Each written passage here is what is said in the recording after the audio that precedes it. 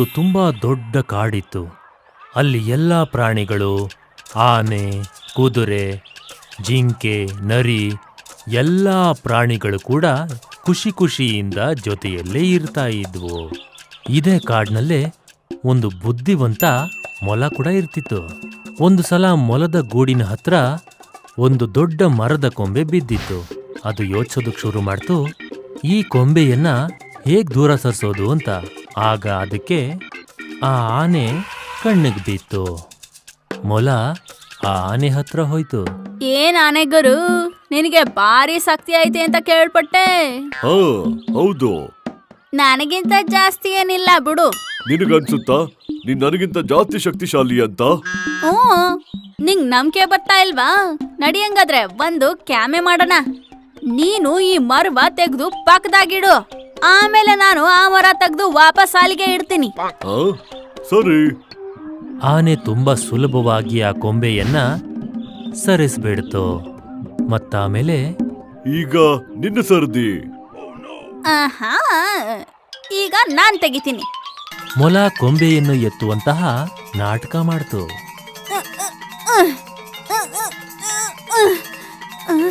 ಅಯ್ಯೋ ದೇವ್ರೆ, ಇದು ಶಾನೆ ಭಾರ ಐತೆ. ನಾನಿದನ್ನ ಎತ್ತಕ್ಕಾಗಕ್ಕಿಲ್ಲ. ಗುರು, ನನಗಿಂತ ನೀನ್ ಶಾನೆ ಶಕ್ತಿಶಾಲಿ.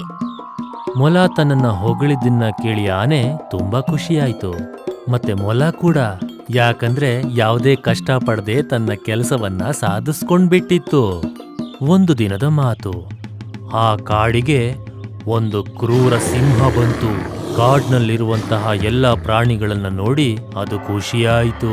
ಅದ್ಭುತ, ಇದಂತೂ ಒಳ್ಳೆಯ ಜಾಗ. ಇಲ್ಲಂತೂ ತುಂಬಾ ಪ್ರಾಣಿಗಳಿದ್ದಾವೆ. ಮತ್ತಾಮೇಲೆ ಸಿಂಹ ಎಗರಿ ಒಂದು ಜಿಂಕೆ ಮರಿಯನ್ನ ಬೇಟೆಯಾಡ್ತು. ಮುಂದಿನ ದಿನ ಆ ಸಿಂಹ ಮತ್ತೊಂದು ಪ್ರಾಣಿಯನ್ನ ಬೇಟೆಯಾಡ್ತು. ಈ ಪ್ರಕ್ರಿಯೆ ಪ್ರತಿದಿನ ನಡೀತಾನೆ ಹೋಯಿತು. ಒಂದು ದಿನ ಕಾಡಿನ ಪ್ರಾಣಿಗಳು ಸಭೆ ಮಾಡಿದ್ವು. ನಾವೇನಾದ್ರೂ ಮಾಡ್ಬೇಕು, ಇಲ್ಲ ಅಂದ್ರೆ ಈ ಸಿಂಹ ಒಂದು ದಿನ ಎಲ್ಲ ಪ್ರಾಣಿಗಳನ್ನು ತಿಂದು ಬಿಡುತ್ತೆ. ಆದ್ರೆ ನಾವ್ ಏನ್ ಮಾಡಕ್ಕಾಗುತ್ತೆ? ಮಾಡಕ್ಕೋದ್ರೆ ಅದ್ ನಮ್ಮನ್ನು ತಿಂದು ಬಿಡುತ್ತೆ. ನನಗನ್ಸುತ್ತೆ ನಾವೆಲ್ಲ ಹೋಗಿ ಸಿಂಹ ಹತ್ರ ಒಂದ್ಸಲ ಮಾತಾಡ್ಬೇಕು ಅಂತ. ಎಲ್ಲ ಪ್ರಾಣಿಗಳು ಯೋಚಿಸೋದಕ್ ಶುರು ಮಾಡಿದ್ವು. ಆಗ ಆನೆ ಹೇಳ್ತು, ಬಹುಶಃ ನೀನ್ ಹೇಳ್ತಿರೋದು ಸರಿಯಾಗಿದೆ. ನಾವೆಲ್ಲರೂ ಒಟ್ಟಿಗೆ ಸಿಂಹದ ಹತ್ರ ಹೋಗಿ ಅದ್ರ ಹತ್ರ ಮಾತಾಡ್ಬೇಕು. ಬನ್ನಿ ನನ್ ಜೊತೆ. ಎಲ್ಲ ಪ್ರಾಣಿಗಳು ಆನೆಯ ಜೊತೆ ಸಿಂಹದ ಗುಹೆ ಹತ್ರ ತಲುಪಿದ್ವು. ಇವತ್ತು ನೀವೆಲ್ಲ ಇಲ್ಲಿ? ನಾನು ಒಂದೇ ಸಾರಿ ಇಷ್ಟೊಂದು ಪ್ರಾಣಿಗಳ ಬೇಟೆ ಆಡೋದಿಲ್ಲ. ನಾವು ನಿನ್ನ ಬೇಟೆ ಆಗೋದಕ್ಕಲ್ಲ, ನಿನ್ನ ಹತ್ರ ಮಾತಾಡೋದಕ್ಕೆ ಅಂತ ಬಂದಿರೋದು.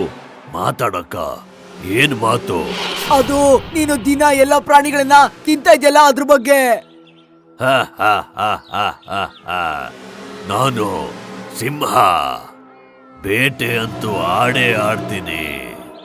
ಆದ್ರೆ ಏನಾದ್ರೂ ದಾರಿ ಇದ್ದೇ ಇರುತ್ತಲ್ವಾ? ಯಾವುದ್ರಿಂದ ನಮ್ಮ ಪರಿವಾರಕ್ಕೆ ಯಾವಾಗ್ಲೂ ನಿನ್ನ ಭಯ ಇಲ್ಲದೆ ಇರೋ ಹಾಗೆ.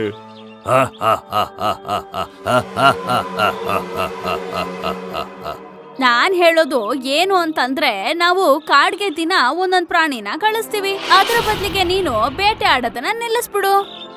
ಹೌದು, ಅದರಿಂದ ನೀನು ದಿನ ಬೇಟೆ ಆಡೋ ಹಾಗಿರಲ್ಲ.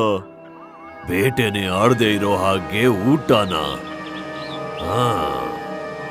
ಸರಿ, ಹಾಗಿದ್ರೆ ನನಗೆ ಪ್ರತಿದಿನ ಒಂದು ಪ್ರಾಣಿ ಊಟಕ್ಕೆ ಸಿಗೋದಾದ್ರೆ ನಾನು ದಿನ ಬೇಟೆ ಮಾಡೋದೇ ಇಲ್ಲ.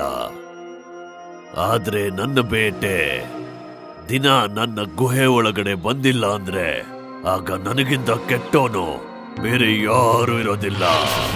ಮತ್ತೆ ನಿರ್ಣಯ ಮಾಡಿದ ಹಾಗೆ ಸಿಂಹದ ಗುಹೆಗೆ ಪ್ರತಿಯೊಂದು ಪ್ರಾಣಿನೂ ಬರ್ತಾ ಇದ್ವು.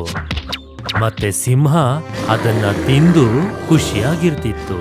15 ದಿನ ಆಗೋಗಿತ್ತು. ಆದ್ರೆ ಇವತ್ತು ಮೊಲದ ಸರದಿಯಾಗಿತ್ತು.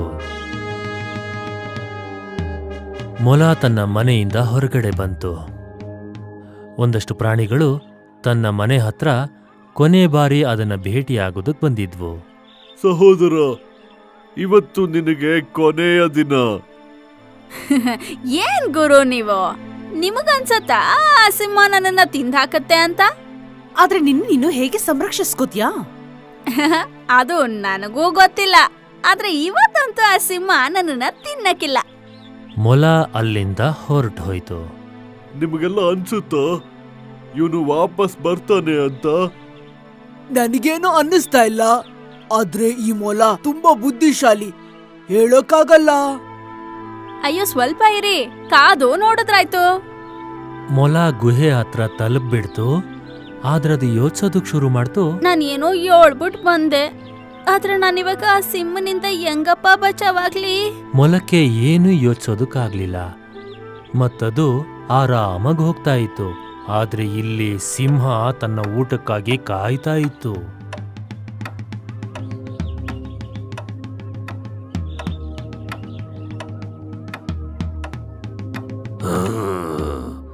ಇವತ್ತು ತುಂಬಾ ತಡ ಆಯ್ತು.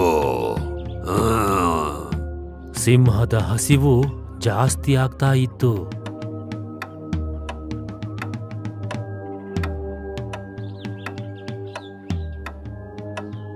ಮತ್ತೆ ಹೋಗ್ತಾ ಹೋಗ್ತಾ ಮೊಲ ಒಂದು ಬಾವಿ ಹತ್ರ ಬಂತು. ಇರ್ಲಿ, ಒಂದ್ ಕಡೆ ಸಲ ಮುಖ ನೋಡ್ಕೊಂಡ್ಬಿಡ್ತೀನಿ. ಅದು ನೀರಿನಲ್ಲಿ ತನ್ನ ಪ್ರತಿಬಿಂಬವನ್ನ ನೋಡ್ತು. ಆಗದಕ್ಕೆ ಒಂದು ಉಪಾಯ ಹೊಳಿತು. ಆಗ ಮೊಲ ಸಿಂಹದ ಗುಹೆ ಹತ್ರ ಬಂದು ತಲುಪ್ತು. ಇವತ್ತು ಇಷ್ಟು ಚಿಕ್ಕ ಬೇಟೆ ಕಳ್ಸಿದ್ದಾರೆ, ಅದು ಇಷ್ಟು ತಡವಾಗಿ. ಮಹಾರಾಜ, ನಾನು ಇಷ್ಟಡ ಮಾಡ್ತಿದ್ದಿಲ್ಲ. ಅಲ್ಲಿ ಇನ್ನೊಂದ್ ಸಿಂಹ ದಾರಿನಲ್ಲೇ ತಡೆದ್ಬಿಟ್ಟಿತ್ತು. ಇನ್ನೊಂದು ಸಿಂಹನ? ಈ ಕಾಡಲ್ಲಿ ನಾನ್ ಒಬ್ಬನೇ ಸಿಂಹ ಇರೋದು. ಅವನುವೇ ಹಿಂಗೇನೆ ಮಾತಾಡ್ತಾನೆ. ಸಾಧ್ಯನೇ ಇಲ್ಲ, ಈ ತರ ಆಗೋದಕ್ಕಾಗೋದೇ ಇಲ್ಲ. ನೀನು ಸುಳ್ಳು ಹೇಳ್ತಾ ಇದೀಯಾ? ಮಹಾರಾಜ, ಇವತ್ತು ನಾನು ಸತ್ತೇ ಹೋಗ್ಬಿಡ್ತೀನಿ. ಮತ್ ನಾನ್ ಯಾಕೆ ಸುಳ್ಳು ಹೇಳಿ? ಬಾವಿಯಲ್ಲಿ ಸಿಂಹ ಐತೆ, ಮತ್ತಿದು ಸತ್ಯವಾದ ಮಾತು. ಮೊಲ ಮತ್ತೆ ಸಿಂಹ ಎರಡೂ ಕೂಡ ಬಾವಿ ಹತ್ರ ಹೋಗ್ತಾ ಇದ್ವು. ಬಾವಿ ಹತ್ರ ಹೋಗ್ತಿದ್ದ ಹಾಗೆ, ನೋಡಿ ಮಹಾರಾಜ, ನಾನ್ ಹೇಳಿರ್ಲಿಲ್ವಾ ಬಾವಿಯಲ್ಲಿ ಇನ್ನೊಂದ್ ಸಿಂಹ ಐತೆ ಅಂತ? ಸಿಂಹ ಮತ್ತೊಂದು ಸಿಂಹವನ್ನ ನೋಡೋದಕ್ಕೆ ಬಗ್ಗಿತು. ಮತ್ತೆ ತನ್ನ ಪ್ರತಿಬಿಂಬವನ್ನ ಇನ್ನೊಂದು ಸಿಂಹ ಅಂತ ತಿಳ್ಕೊತು. ನಾನೀ ಕಾಡಿಗೆ ಒಬ್ಬನೇ ರಾಜ.